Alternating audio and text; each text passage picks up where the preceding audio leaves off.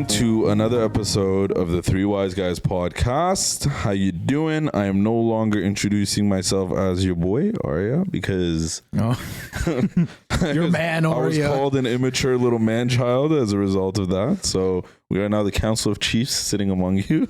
And how are my other chiefs doing? Chief Santa Claus and Chief Corduroy from the corner of my eye. Actually, no, I'm sorry. I'm sorry. That is what do they call that? I don't know. It's offensive. That's what it is. It's offensive. It's racist. It's colonialist. It's like you have the British come in and be like, "Oh, they have Santa too." Okay. It's everything. Okay. No, this is a warrior's cap. Warriors. No, it is. Oh, funny enough, no, this is actually a chief cap. We're chiefs. Yeah, well, I works. won't lie, I didn't think about it, but it is. Yeah, no, this is Igbo chief, even though I'm not Igbo. You're not even Igbo, bro. This is more appropriation. Yeah. But this is my own country, though. It's okay. Appropriation is appropriation. Yeah, right. Yeah. Sorry, guys. You'll be okay. The Igbo do not like seeing this. I bet you the Fulanis don't even like seeing this. They're like, why are they mingling right now? Yeah. You know what? Yeah, if you guys have an issue, deal with it. I don't even know if the Yorubas are pleased by this, bro. They most definitely are not. Yorubas are like the least pleased with this. Oh, jeez. But yeah, no, I'm doing great. You know, it's Dolapo here. You didn't introduce me, did you? Oh, no. No, I said I'm here with my Chiefs. Yeah. Now, I like the Chiefs, though. I've been trying to spread that gospel, too. Me too. I was telling some of my coworkers. Me too. I told my girl. I was like, yeah, like, I remember my coworker was like, oh, rate it. And she just started calling me Chief. And I was like, cool. You guys might not want to hear this, but I saw a meme that basically it clowned people who use the word chief. Well, fuck your meme. Yeah, this is exactly the reason why we're bringing the word chief back. We should take ownership of the word. Wait, what meme is this? I want to fuck that I'll find the meme. I'll send it to everyone. It was like a tier of bro nicknames. It was like a tier of like how much status men have in society based off of what they call other people. So like, for example, at the very bottom were the people kneeling in front of the gods, and it was I know the meme. It was like the guys format, say like buddy, you know, they're like at the back like kneeling down. And then Chief was like right next to them. Man and bro and one other one were like the big dogs. No, not Blood. Are you crazy? Wannabe gang member. But Buddy was definitely at the bottom. Chief was right next to it. What's good? Partner was there too. I want to say partner. Howdy, partner. Oh god. Okay, fair. You know, the reality of things are like when you look at like what's it called, the trends of like which names are perceived as cool and lame. It's just like straight up. It's just like a what's it called, parabolic equation where it's like when names get really popular, they're seen as lame. And then names that are really unpopular become popular. Exactly. So like, apparently right now, like Ezekiel is a name that's making a comeback. Like that's like a cool name. I'm not gonna laugh because some of our listeners might be named Ezekiel. No, but do you know that meme with the Ezekiel? Hey, what's your name? Tony. What's your name? Ezekiel. Fuck you. I remember. Maybe that's what that meme probably set the name Ezekiel back by like 50 years. Actually, I would say accelerated it. Maybe meme culture is cool, man. Yeah. Also, Davin, you need to start bleeping out our curse words. I was gonna say this. I see other podcasts doing it. Yeah, I think we should be doing it too. I think what happened. We're not even like good enough to be monetized by YouTube, so we want YouTube to like us. Okay, yeah, we want YouTube to like us. There you go. Just tell them. Because we love you, YouTube. Yeah. You understand? And it's a two-way relationship. There we go. Right. Anyway, I want to shout out my two coworkers that are now using the term chief as well, Darsh and Mark. We are the start of a movement, brothers. This is the beginning. Wait. I hate when he says that. Yeah, I was gonna say. I wasn't gonna say. There was like a nervous sweat forming on the back of my neck. I wasn't gonna say anything good. So let's move on. You guys were right to be nervous. So anyway, Arya, you there's a curve. There's also a curve in the house of how much faith we have in what comes out of Dolapo's mouth. Smart people. You know how they say terrible things come in threes? With Dolapo too, it's like he'll say two like semi-controversial things, and then the third one's like, oof. Like, that's the one you're not ready for. What can I say? It's okay. It breeds excitement into this world. Well, we were apart for this weekend, actually. Dolapo, we missed you a lot this weekend. We were in Mont Tremblant. We were enjoying the first run of the year. For those of you who didn't know, the three wise guys love to snowboard. And that's right. That includes our neighborhood Igbo chief right here. Neighborhood Igbo chief. Okay. Sorry, this is gonna be for the rest of the episode. I'm gonna do this. We all love to snowboard. I suck at it, but I'm getting better. But you're getting better, and you have your own equipment now, which is huge. Yep. That's huge. Like, how does that feel? Like, well, you haven't used it yet, really. I feel $600 poor. So. Wait, I thought it was a hand-me-down. You used it in Vermont, right? I used it in Vermont. Yeah, you did. He took it for a spin. Yeah, that was the first time I used it. Yeah. Yeah. Well, either way, when you do it more often, getting your equipment, it feels nice. It feels different. You save a lot of money on rentals. But anyways, we did our first heading at Mont Tremblant. Conditions were pretty good. I mean, they were good, and there was a sense that there was a lot of snow, but there was also a lot of ice. Yeah. It was very, very cold. It was negative 20 degrees, believe it or not. Okay, Arya, chill out. Luke, come in here. Yeah, it was quite icy. Yeah. I mean, good. we were fine because like we were semi like experienced, but like again, like my sister who is probably like the most. Like again, like if people for some reason, if you ever like watch snowboarding or like skiing vlogs, usually there's like an everyman character in these vlogs, and like this person grounds the whole vlog because you see people doing like all these crazy things, and then this person's still kind of just like eating ass. That was like kind of like my sister, where it's like I thought she's pretty experienced, but like she was like falling all over the place, dude. Like the ice was. Like there was just patches and like she was having trouble with her goggles. It was a whole thing. Like, yeah, it was. I remember we were stopped at one point and I looked over up at the hill and I saw her coming down. She had fallen. I was like, oh, that sucks. That was a bad fall. But she got up real quick. I was like, oh, that's good for her. She got up real quick. And then like she got up the wrong way and immediately she caught an edge on the bag and thwack. Went back. Goggles went flying. It reminded me, we always say Luke and his sister, they look exactly the same, essentially, right? This was absolutely hilarious because there was a moment when Luke fell last year and his helmet flew off as well. Yes, that was sliding all the way down the hill. I got flashbacks to that with the way her goggles came off. But it was a great time nonetheless. There was parts of each run that had really nice soft snow. Yeah. And then you wouldn't know when it's coming, and then there's ice. So that's why I said it was good. I liked it. But it was pretty icy. Yeah, it was pretty icy. We don't like icy. It's always painful. I don't think anyone does. Yeah, especially for people that suck. Like terrible. Like nobody. Like does. Yeah, because like there's a lot of starting and stopping, and like when it's like really snowy, it's like it's really easy because it's like you start like the snow comes, all you need to do is just like get on, but like when it's icy, it's like you don't want to stop in the wrong like around ice because if you do, then it's kind of hard to like pick up speed and get a rhythm again. So it was tough. But shout out to Mont Tremblant Village. I think we don't. I don't know why it doesn't. I don't think it gets enough credit. It's not. But it is a really pretty village. Yeah. We've like Luke and I have been to some pretty big ski resorts. We went to like Colorado. We've been to Banff. Like we're going to Kelowna this year. I don't think any of the ski villages at the foot of the mountains for any of the other resorts we've been to are as nice and well put together as the Mont Tremblant village. Yeah, I think it's a vibe. It really is a vibe. There's like clubs there. There's so many different things. There's shops, like fires outside. Like there's one big area. There's stages. There's events happening. It's very, very cool. Yeah, I'm surprised there's not enough après ski happening there. There isn't. Yeah. Everyone's just kind of doing their own thing because it's not the culture there.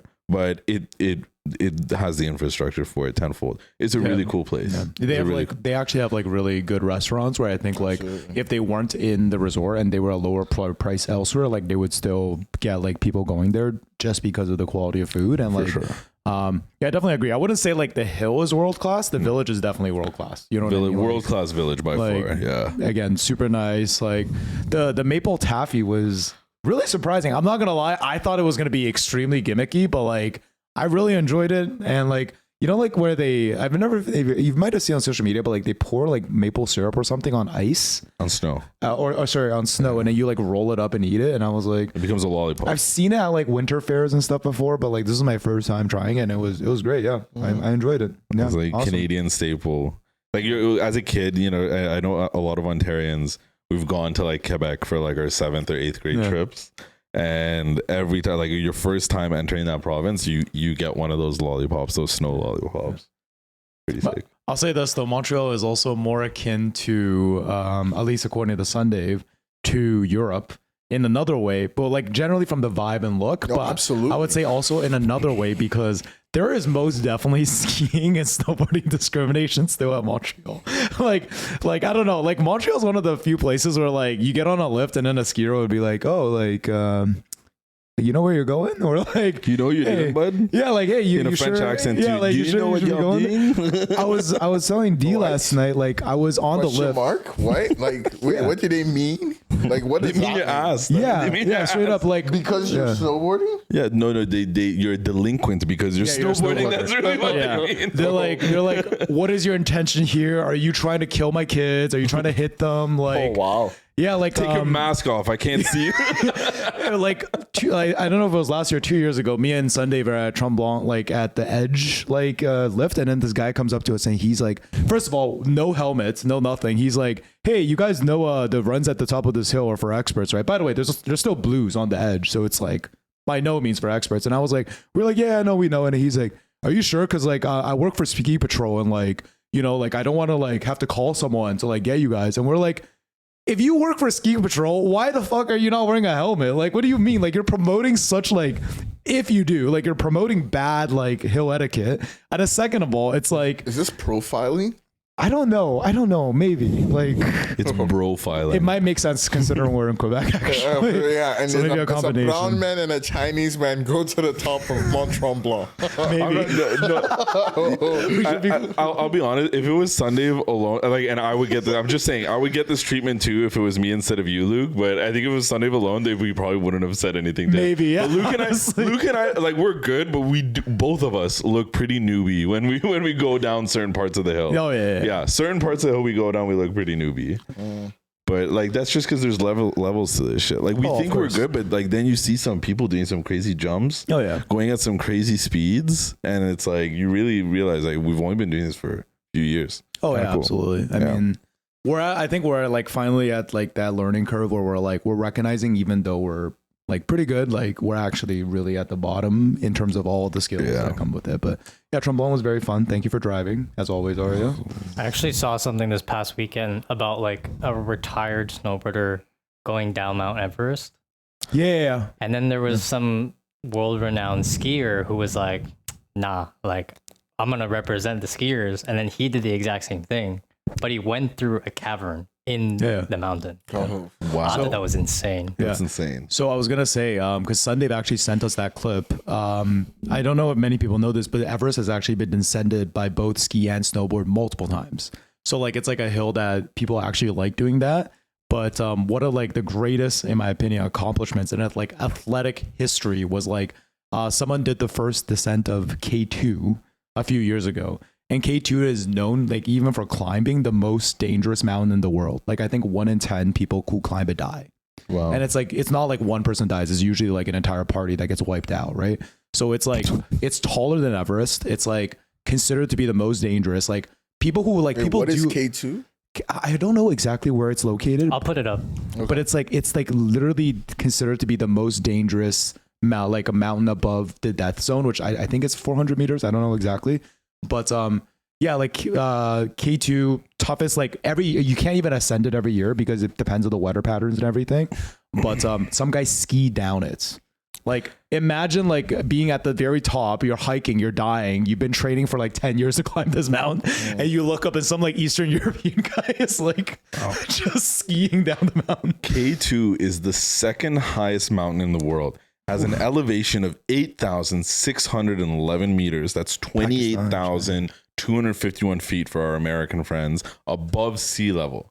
It's located in the Karakoram range on the border between Pakistan and China. Pakistan! I love Pakistan. Grape.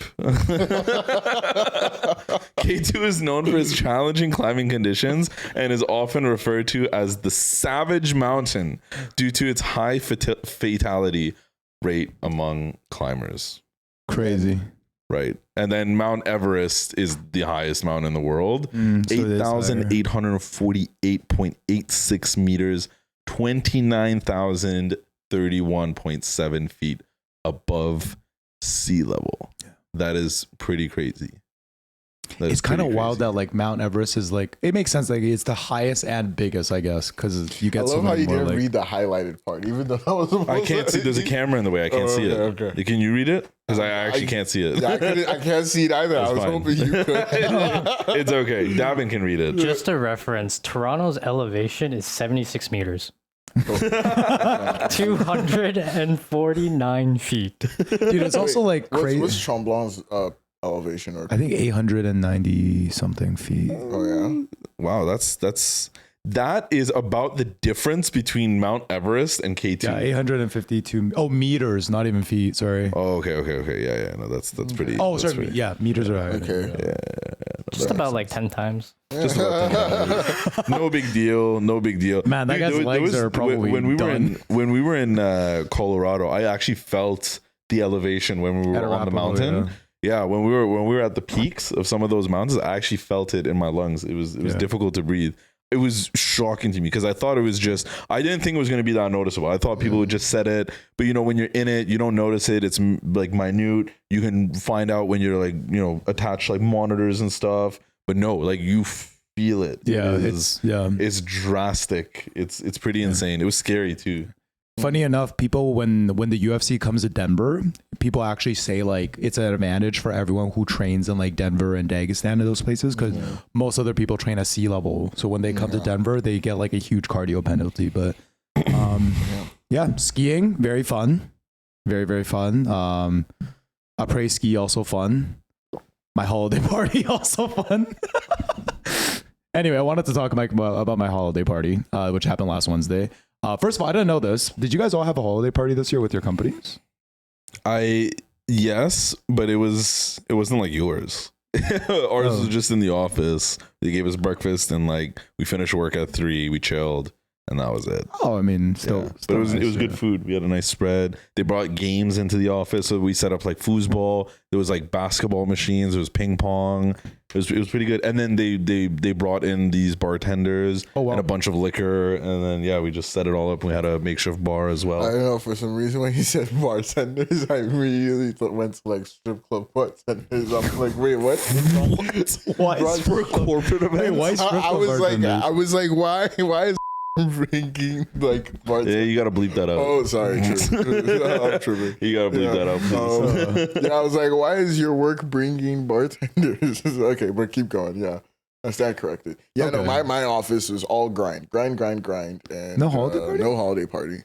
Not even At least like none that I'm aware of. Okay. Well, yeah, like I guess that kind of actually supports the trend because I was reading like I think a lot of companies stopped doing holiday parties this year, and I think like it's like 55% of companies or something are still doing them, which I would even be surprised if like 55% are doing them because it's funny because I don't even think like usually like don't get me wrong, like our Toronto office lacking spirit, but like like I feel like if other offices were doing it, maybe we would have seen some emails. But I haven't seen any emails so far. I think everyone's just like grind, money. Quarters ending. Quarters ending. We're losing money. Make more money, or lose your job. No, but maybe you can start this initiative next year, man. I think I need to start initiatives that make money, not spend money. There's an argument you can make for anything. You can argue that a holiday Higher party is going to make a lot of money. Yeah. Good team chemistry, team building. Yeah. Fan. You guys know Riot? Riot. Yeah, Riot Games. Yeah, Riot Games, they did a end of year party at Universal Studios. That's crazy. Like That's it rented awesome. the entire thing. Wow. That's actually I was awesome. like, what? My girlfriend was working an event at Rebel actually, Well. and it was a corporate company event at Rebel. Guess who the company was? Guess who the company event? Guess who the company was? Yeah, you said I remember it was like a consulting firm. It's PwC. Yeah, makes sense. They did their entire company. Yeah. They rent out the entirety of Rebel, and they had like dancers, DJs, everything. Bartenders. Yeah. Well, I mean, it's a maybe other things, man. Like Rebel gets pretty crazy sometimes. Yeah. At Startenders.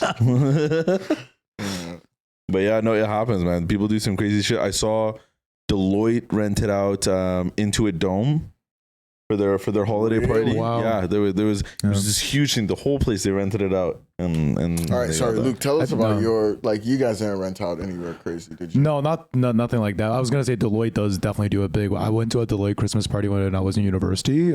Because this girl I knew, Amanda, she worked at a Deloitte, and like they had a Patron sponsor. First of all, so like all the booze, I guess, was just covered by Patron because like I don't know if it was covered, but like they had Patron sponsorships. They were bringing out like the really like fancy and like old Patron, which I would assume that like Deloitte covered. They had DJs, all that shit. But anyway, we had a holiday party. Very interesting. And the one that like obviously like we rented out like a Barrow. Yes, a Barrow. Mm-hmm. The Barrow rooftop. Nice place. There was like catered food, all that stuff. Food at corporate events always suck. Drinks are good. Drank probably a little bit too much. Smoked a bunch with my leadership. Made some promises. That's always awesome. Like yeah. I feel like you go to corporate events, like at least the way I've been trained, like a spot is you drink, but you don't get drunk. So you don't do anything stupid and you don't become the butt of the office for like the next 2-3 days. Yes. And then this has been like, I can't imagine drinking and smoking. Cause like now, like what the fuck?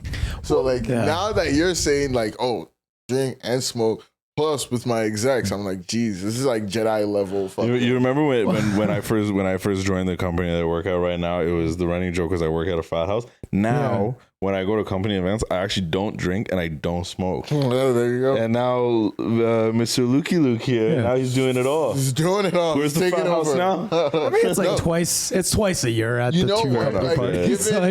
Given the fact that where you work is much closer to Mad Men, like I think it's definitely your workplace. No, I mean, workplace takes the cake now. It makes sense. We've smoked at your office. How insane is that? It is true, yeah. By the way, the partners fully know about that. They were like, yeah, it's fine. No doubt that they know. They can see it on camera.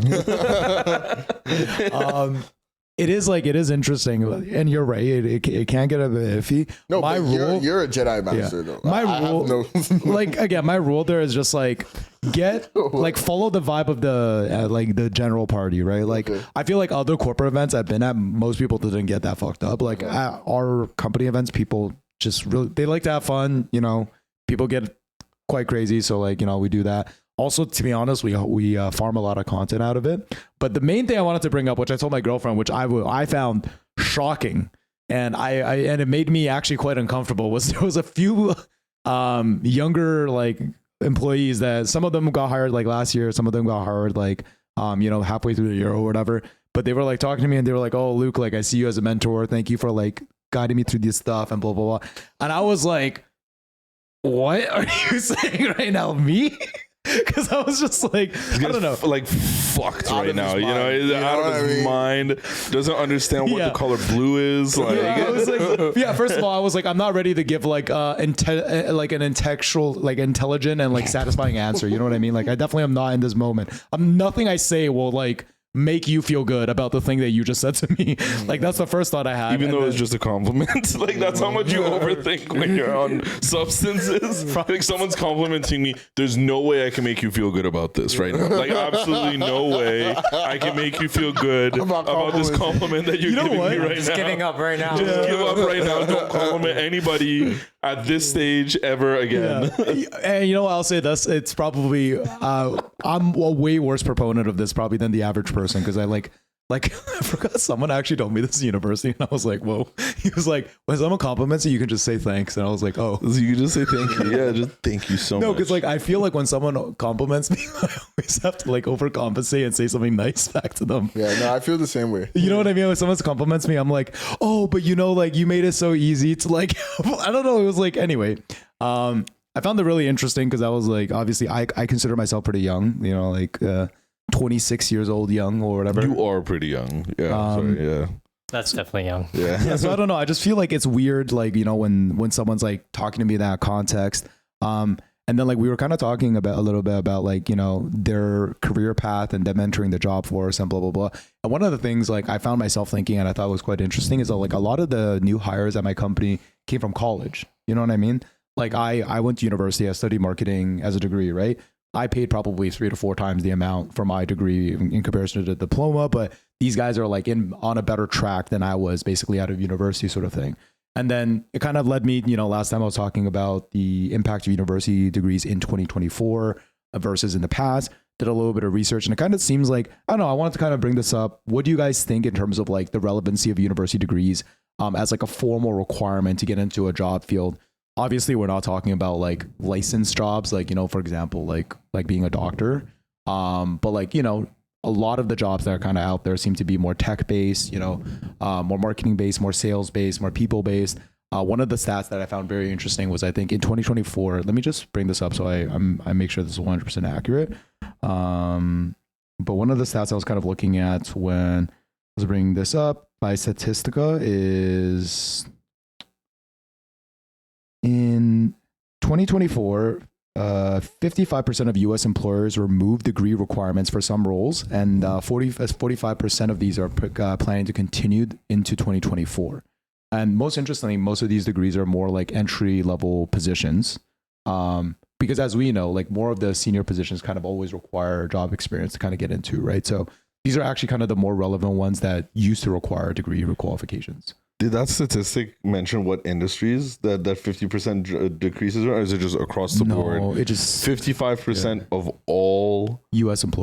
employers stopped requiring. That's a lot. No, not all. Remove degree requirements for some roles, namely entry-level positions. Okay. Right. Some, yeah. Okay, so they removed it to some degree. Yeah. Could have been 1% of the roles, or it could have been like 100% of the roles. Yep. And then another thing that it was kind of like explaining was the number one factor that employers basically look at now is job experience and not degrees, even for entry-level positions. So I guess the main thing I kind of wanted to bring up was like, think about this, right? Like you pay for a degree, you're going to go to class for 4 years, you're going to get obviously good networking experiences through your different students and things like that. Fact of the matter is the next 4 years, you're going to spend most of that time taking on a debt and learning a skill, right? Some people work through university, they might pay off some of their university degree. Point is like most people leave university with debt, or their family takes on that debt, right? Is there maybe a better path where you spend 4 years, you know, getting work experience, maybe doing a little bit of volunteer work in the beginning before you can leverage that into a paid position? And then by the 4 years, end of the 4 years, at the minimum, at least you don't have debt, right? You still would have learned a bunch of experiences.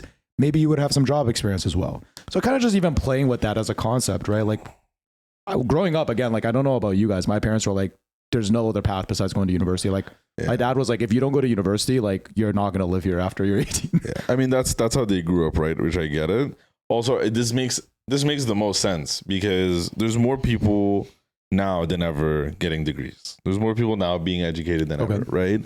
And naturally, and this is my opinion again, you guys can discuss this all you want. I think that with anything, when you saturate it this much, you're going to decrease the value of it. I think ultimately the value of a degree is far less today than it was 50 years ago because so many more people are getting degrees.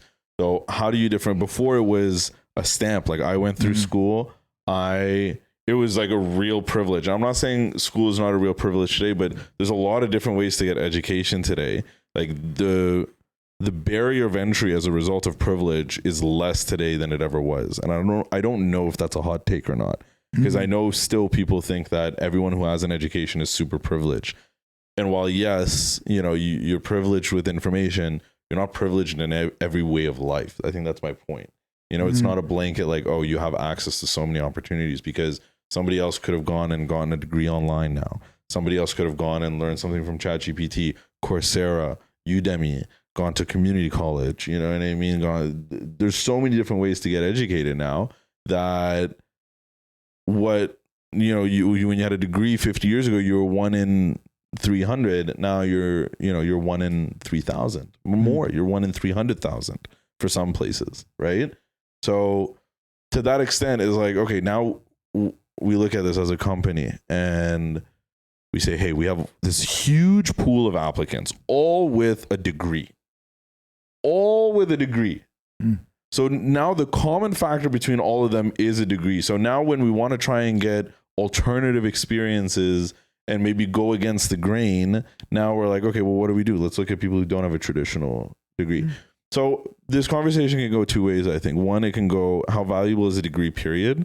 Two, how much are we now valuing the best schools in the world versus just any school that you go to? Because education, I still think, is important. It's just how you receive your education can be from so many different ways. And it's like, how good is the education? Like, how do we come to a consensus for deciding how good is an education? Yeah. Right? Do you just need the baseline requirements and then you can get experience on the job? Or do you actually need to be educated at a certain institution because they teach certain cadences of learning?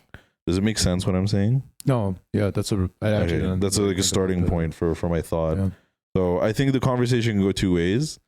I personally think education is still important, but where you get your education from is not as important.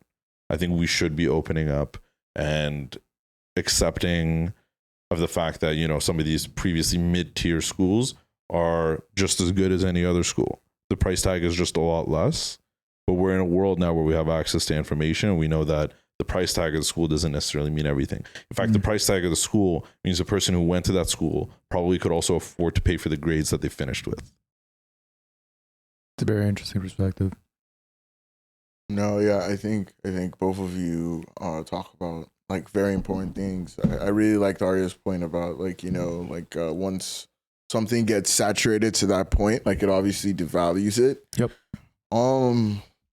I guess like my thought, like I've been thinking about this since you brought it up. I guess I wasn't thinking about it deeply, like to start, but just listening to both of you talk, I feel like, you know, like moving into the future, like, you know, already starting with people younger than us, like 5-10 years younger than us, the value specifically of a university degree is going to be different.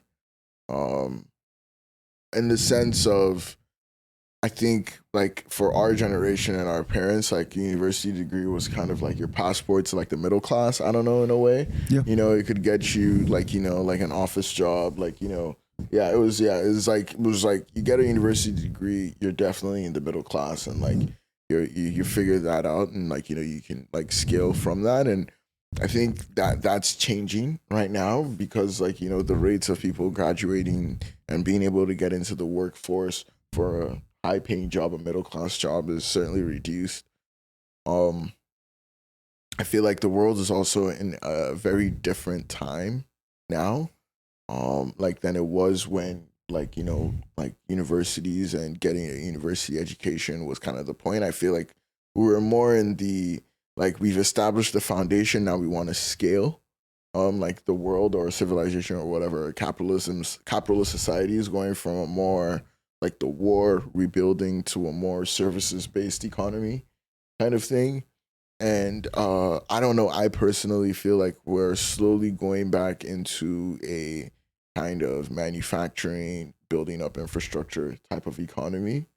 Obviously there's still need for services, but I think with that, like, you know, the workforce is starting to shift a little bit, like trades, you know, are coming in, you know, to be bigger.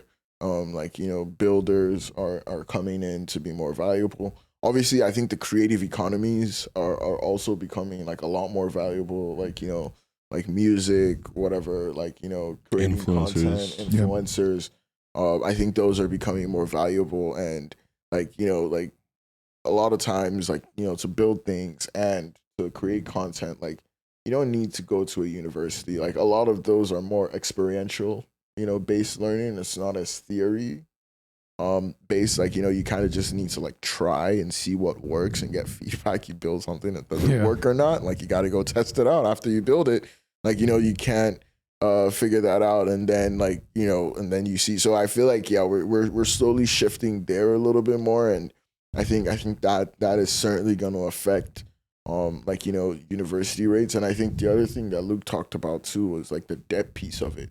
You know, things have just gotten so expensive, man. Like specifically education, like, you know, like they're doing specifically housing, like housing, you know, housing, specifically housing. Specifically housing. Education is also expensive, but housing, fuck. But yeah, no, you're spot on. Like these are I think just the things that are factoring in. Like I think the world's changing. I feel like just the prices of things, like, you know, like fuck, like now you have to like, you know, actually make tough decisions and figure that out. Like, is this really the best use, you know, of resources right now? You know what I mean? Can I, like, you know, cut corners here, do this, and still get to that same result? And I feel like the answer is yes, you can. Like, you know, there's more optimal ways. There's you know, like different ways to do things to get there. So I think that plays a big role there. And then I think final thing, at least that comes to my mind right now, is kind of, you guys mentioned this as well. Just Arya touched on it, but like the internet, man, like, you know, it's like the origins of universities were kind of like churches, and like as far as I understand, like, you know, churches and like, you know, all these kind of like religious institutions documented things. Like it was rich people that documented, and like churches gave it to universities, and it's only people that documented that knew history, and it was only the people that knew history that could teach, you know, like history. The rest of the people were apprentices and stuff like that. And I think, like, you know, a lot of the universities came out of churches, and so all of this to say, like, information was very, very safeguarded. You know, it was like only very few people had access to that, and that was true, like, very much until the internet. And I even say, even at the beginning of the internet, that was still very true up until now, where like you have stuff like GPT that can scrape the internet better than anybody, like any human being, and find like whatever it is in the crevices in like 5 seconds. In 5 seconds, right? So like all of this to say, like, you know, university was a way of passing select information. You know what I mean? Like how to be an engineer, how to be, like, you know, like a doctor. Like all of these are super selective. Like I have no clue. That's you true. know what I mean? And it's like at the end of the day now, like I know don't do this. This is horrible. But like I remember I went to the doctor maybe like a year and a half ago. It's not horrible, but like, you know, don't not great. Yeah, not great. And he was telling me some stuff. He found something, whatever, we're talking about it, and he's like, oh, like I'm actually reading some of the latest research about this, and he quotes some of the research that he's talking about that he was reading to go over some of the results he saw. Guess what? I leave the office, Google the research. I see it. I see the doctors that he names, and I'm like, you know what, nigga? I'm gonna read the same fucking research you're reading.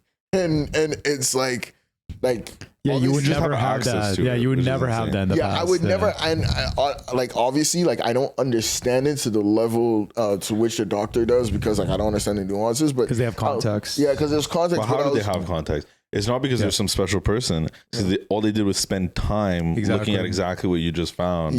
And learning it and learning and understanding it, putting time in it. But like I bring that up to say I was able to look at A, okay, this is what he saw.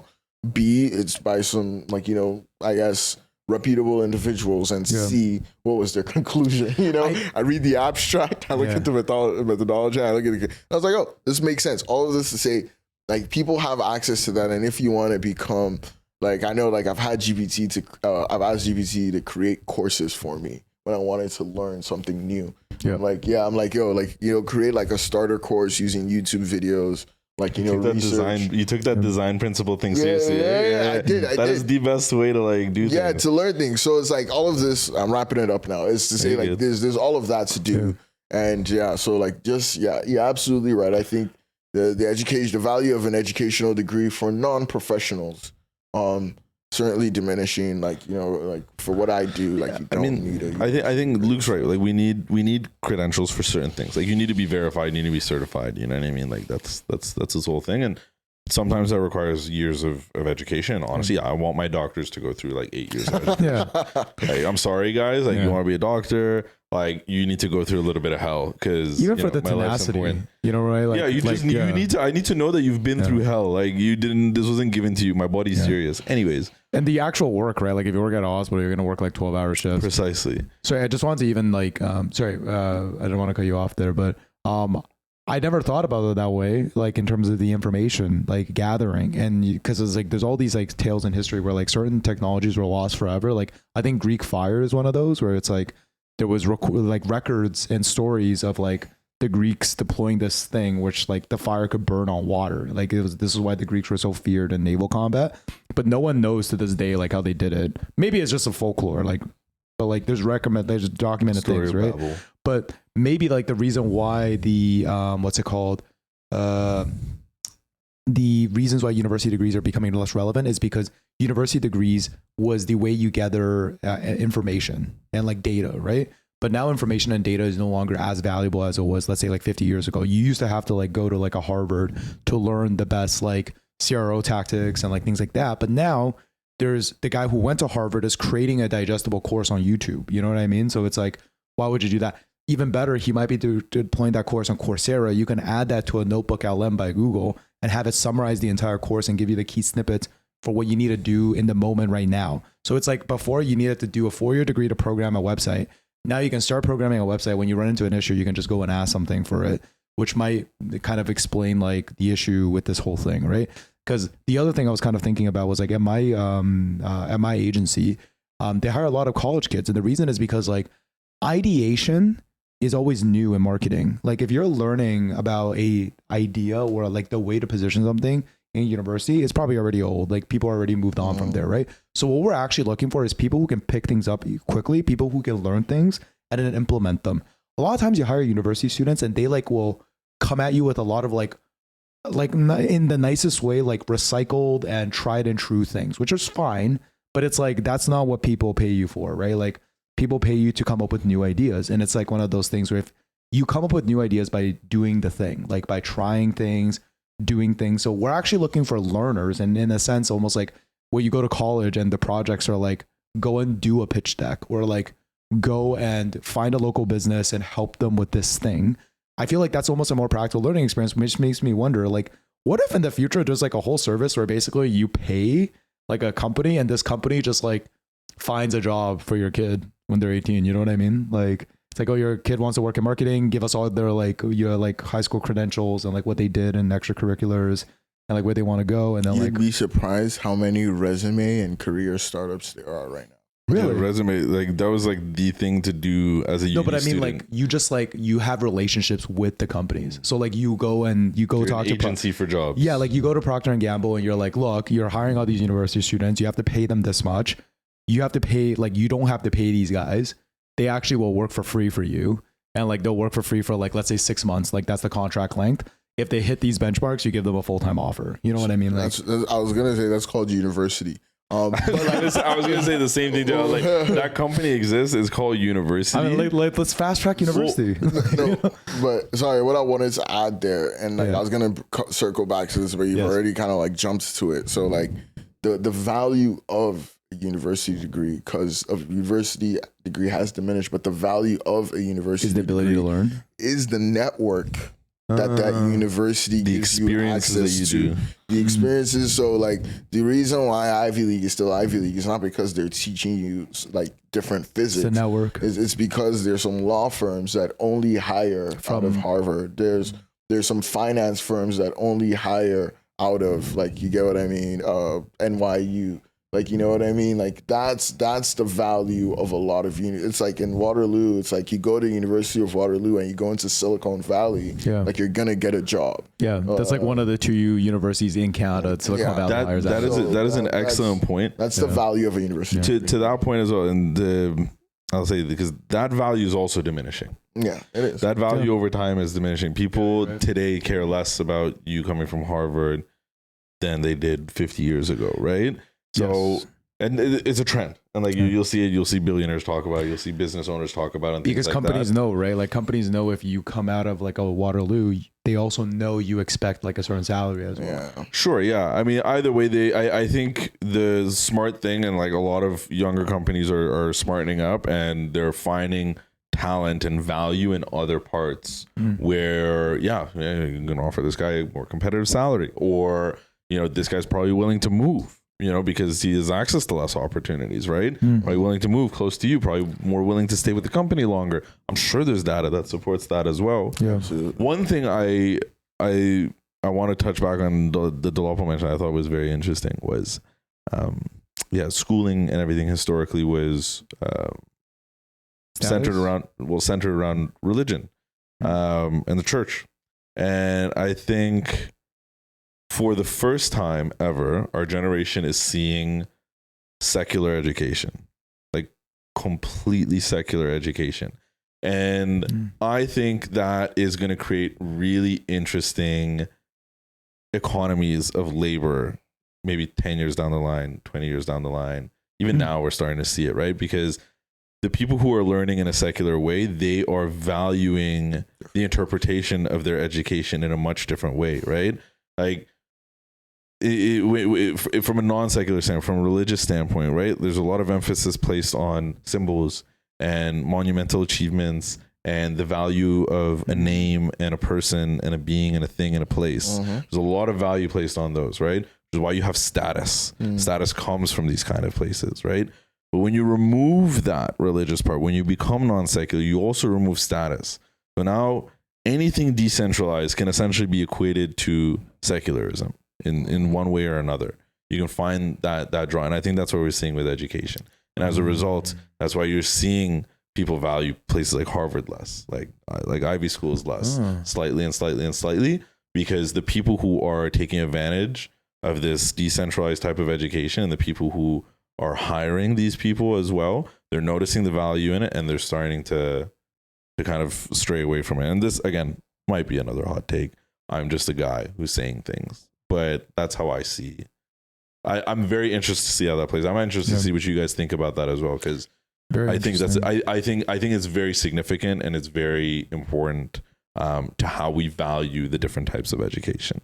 Is where it's coming from and where it's being centralized from. No, I think. Did you want to say something? I do want to say something. I just want to say that, like, I feel like education is still very important, like you say. But I don't think it's necessarily an option of like, oh, I'm going to see this guy with an application with Harvard and a person that doesn't have it. I would still value that Harvard student, right? Yeah, would definitely. Absolutely. I think, though, now we're transitioning into the period of like, who can use both of these abilities like well together? And I think it's that person that is going to succeed very well. And I think you're going to see a lot of opportunities with other individuals who don't have that proper education, who sometimes strike lucky because of networking. They do really, really well in networking, but they don't have the education to back it up, right? And so they get decently far. So I think further down, like maybe decades ahead, we're going to see who is going to be the most efficient at, utilizing all of their assets. I think you're absolutely right, and I think gone are the days of I have a job just because I went to Harvard. Right now, it's like, okay, I went to Harvard. Fading. And those days are still Harvard here. might be a bad example. Those days are still here. Let me be facetious when saying this, right? Or let me exaggerate when saying this. I think those days are done, or they will be done very soon into the future in our lifetime. Where now it's like, oh, you went to Harvard, it's still valuable, but it's only valuable if you went to Harvard and you're also a very smart person with a good head on your shoulders. Yeah. I think that's where we're headed. That's the direction. Yeah. I think to touch on your secular point, I thought that was really interesting. Not because like I was like, I guess at first I was like, well, I don't know if all education comes from secularism, because I'm like, what about like in the East? Sorry, isn't secularism? Secularism is the absence of religion. Non-religious. Yeah. Sorry, so because like education still happened like in the East and stuff. I don't know if that was like non-secular, but I do think it's really interesting because I think it's more about the overall, I guess, positioning and tone, right? Like if religion is involved in education in any way, you kind of have, to your point, these like status symbols, like the saints and, Jesus and angel, even the idea of angels, or like you do these, there's a guy who will judge you to go to heaven or hell. Like that creates kind of like an artificial kind of like status. And I never really thought about that way. So I thought that was a really interesting point. And I can see why like that slowly kind of being left out of the education system now creates maybe new types of hierarchies, or like something different. It's not as like formal, right? It's not set where it's like God is going to be the one who judges you and all that stuff. Decentralized. Exactly, right. I thought that was a really interesting point. I've actually I don't think I've ever heard of anyone bring up anything like that. Although I can't be confident that's like a completely original thought, but the other thing I kind of wanted to bring up was like the Harvard and all these things. To me, like I feel like I'm always like a person who thinks like, is this simpler than it actually is? And like for me, like what it is like I think like when you go to certain universities, it's just like it's a large approximation for a type of person. It has nothing to do with like there's smart people who come out of Harvard. I'm sure there's people who come out of Harvard and are very unsuccessful, even in the heydays of like Harvard status. Absolutely. And I think it just means like if you go to Harvard, you tend to be this type of person. You tend to be a charismatic person. You tend to be an educated person, a strong learner, a hard worker, good teamwork, whatever it is, right? Harvard has all these deep traditions. Like I know, like if I in every Ivy League school, it's all about like their deep traditions, right? It's like we do these things, and I think those things create a type of person and draw a type of person. But then I think with things like globalization, like in the past, right? Like how many international students were going to Harvard? I don't know, right? Even just from a logistical standpoint, like if you were in China or India or Singapore, could you really like go to Harvard even if you were qualified? Did you have the monetary means? So maybe it's just like over the years, like there is no idea of what the person that comes out of Harvard looks like anymore. It's like just it's individualistic, and when people become individualistic, the broader approximations mean less and less. It matters less like what cities you come from, because here's the thing, right? Like I don't know if you guys think this now. If you meet someone at a party and you're like, where are they from? And they're like, oh, I'm from like let's say Australia.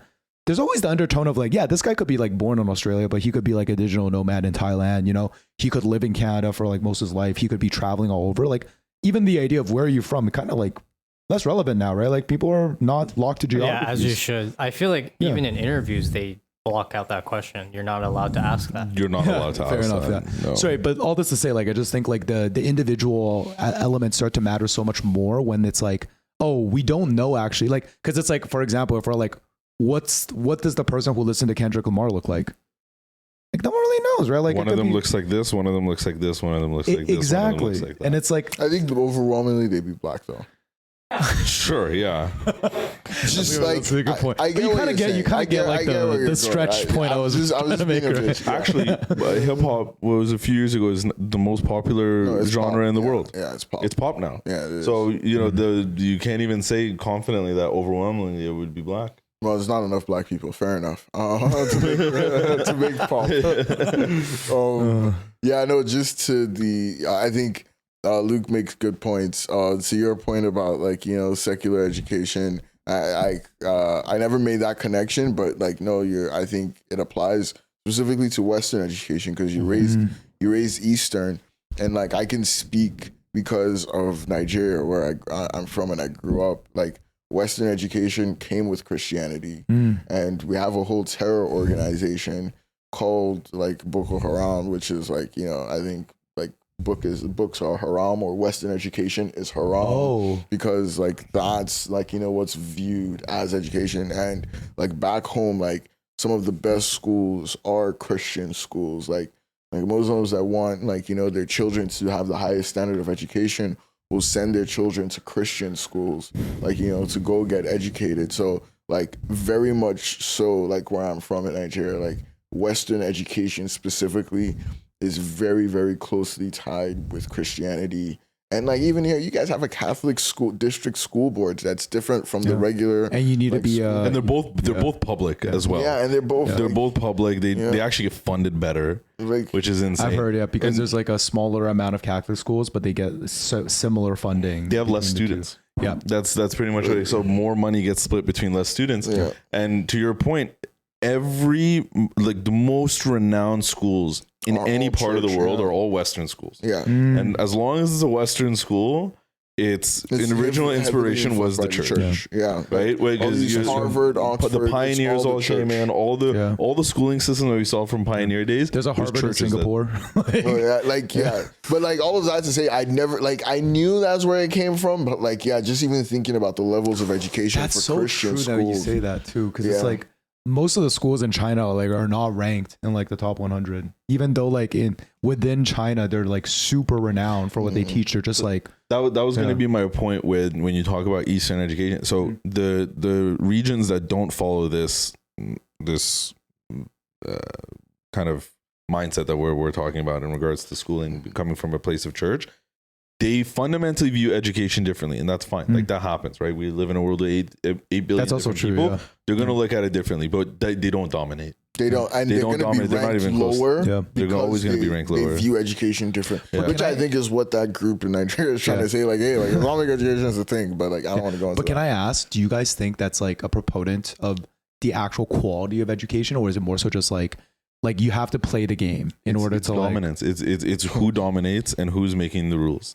So the West is making the rules. Yeah. And Makes for sense. as long as the West is making the rules, this is what it's going to be. This is how they're going to rank it.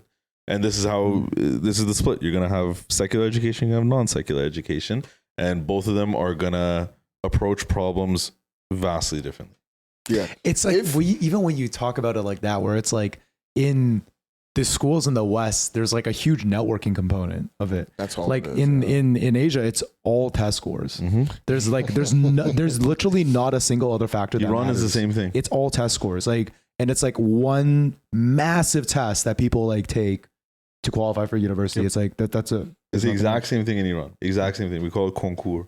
That's the test. Crazy. Same thing in Korea. In Korea, there's university X, Y, and Z. Yeah, and like depending on your ranges, you get kind of funneled into. Really? So these parts of the world, they have a fundamentally different view Yeah. on education. Yeah. And more than like they could have also come from, I wouldn't know, whether or not they came from a place of religion, but how much religion weighed into the curriculum. That's up for question. That's something we can discuss at a later date. It kind of seems like the root of everything is just like systems of control, right? Like religions And that are was the systems OG of control. system of control. That's why. Education is a way to like get your general populace up to a certain Like, standard yeah, and kind of like standard. disqualify people who don't get to that standard. To Dee's in a way, point, right? like the whole reason why this started is the only people who used to have books were churches. Yeah. like religious people. The super rich people. The Bible. Yeah. It was the first book ever written. Yeah. So that's kind of where pretty where it fire all came book, from. bro. We're getting It's a pretty new, fire new book. additions into Well, 2024. That's where learning came from, right? Like you want to learn. Okay, what do you want to learn? There's only one thing to learn. Yeah. It's the Bible. No, I You get know? that. I wanted to add this to, I guess, just to listeners and like young kids who are figuring out, do I want to go to university? Do I want to go to college? Like my opinion, and obviously everybody can, give your take, like David included, like is like, learn a couple of skills. Like, you don't want one skill. You got to learn like a couple of skills, like hard skills that like, you can actually use to do things in the real world. So nothing theory-based one. Number two, you got to have experience doing like project-based experience, like job-based experience. You need that. And like the third thing I would say is like networking, man. Like the circles that you move in, like specifically here, like have an oversized impact on like, like your growth and your future. Like I can't overemphasize that. Like honestly, specifically in the West, like more than anywhere where like you move with the right people, the right, like, your friend's dad is like a director somewhere, like you could definitely get a job there just because you're friends with their kid. Like, I'm not saying like that's like what you need, but like I think with those three things, like you'll be able to like, make a good living and like get a job like after university. So like your education, in my opinion, should just be about getting skills, getting experience, and like, creating a great network. So like, that's my opinion on that. I just wanted to add, I remember hearing this like a long time ago, and it's completely different from like how you guys are talking about the religion. But I heard somewhere that schools in the West, at least, were created to prepare people for the workforce. Yep. So 9 to 5, you're able to work 7 hours and just like get through that day. Yep. And so in that sense, you're not really focusing on the skills that you're talking about. You're just learning how to be in a functioning society. And I think you touched a great point on those skills, because you need to learn those skills outside of that schedule. You do. And you got to find your hobby, you got to find your passion. And those individuals that are really, I guess, diverse in their capability are the ones that are going to at least try to get on top. Absolutely. I hear you, and I think I'll be more specific. I think standardized school, the way that we know it, I wouldn't say the school was designed to prepare you for the workforce. I think the curriculum was designed to prepare you for the workforce. School came before that, but Absolutely, yeah. That makes the most sense. And there's a lot of different ways to get skills. Actually, to Dee's point, I would say soft skills are great too. Yeah. The main thing is, if you're going to rely on a soft skill, you can. If you're going to rely on it, you better be sure that you are better than everybody else in your cohort at that soft skill. That's when it's going to take you somewhere. Yeah. If you're not better than everybody else, then yeah, go pick up some hard skills, supplement it. Someone was telling me about how they got this really good job, and the interview question was, what is one thing that you do that you are better than 99% of the population? You're better than, you're in the top 1% of people. And he answered the question. He said, there's nothing I can do that I am better than 99% of the population, but I'll counter, and what I'll give you instead is I'm good at 5 things that I am in the top 15% of the population at. And accumulation between these 5 things, I can bring you X, Y, and Z results. So diversifying your skill set and trying to be as good as possible can at times be more valuable than being the absolute best at just one simple thing. I wanted to piggyback off of your point. Number one, that interview question I did get, so have an answer. Absolutely, You should definitely have an answer to that question. That's a good answer, by the way. That was a pretty good answer. Everybody needs to have an answer to that question. I remember I had my answer. Shout out GPT for prepping me. But just on the soft skills, I'm actually working with a company now where they work with employers, and they send you a questionnaire, and they use the answers of this questionnaire to give you a soft skill score. And that's how they give the answers back to the employer, and they use that to hire you. So just to say, those soft skills that Arya is talking about, really important. Employers are hiring based off of that. This is a startup that's doing really well. Yeah. Because understand this too, you can always learn a hard skill. Hard skills you can learn them on the job. Companies will invest in you to learn their hard skills, because hard skills vary from job to job. Soft skills are very transferable, and you want to have those on day one. That's what's going to help you learn and accelerate your growth. Yeah, I feel like I have a couple thoughts about if I were to talk to my younger self about my career, because I am someone when I was young, I was really honestly confused about what I wanted to do with my life. And even to this day, I still think my life can go in a few different possibilities. I don't think sitting here I can be I know for a fact I'm going to do this for the rest of my life sort of thing. And I think very much so what you guys are talking about, I would actually say soft skills, in my opinion, are the number one thing that will differentiate you. And the reason is because there is almost certainly going to be people who are better at hard skills. There's going to be a person who probably codes better than you. There's going to be a person who has a better memory than you, even going down to that minutia level.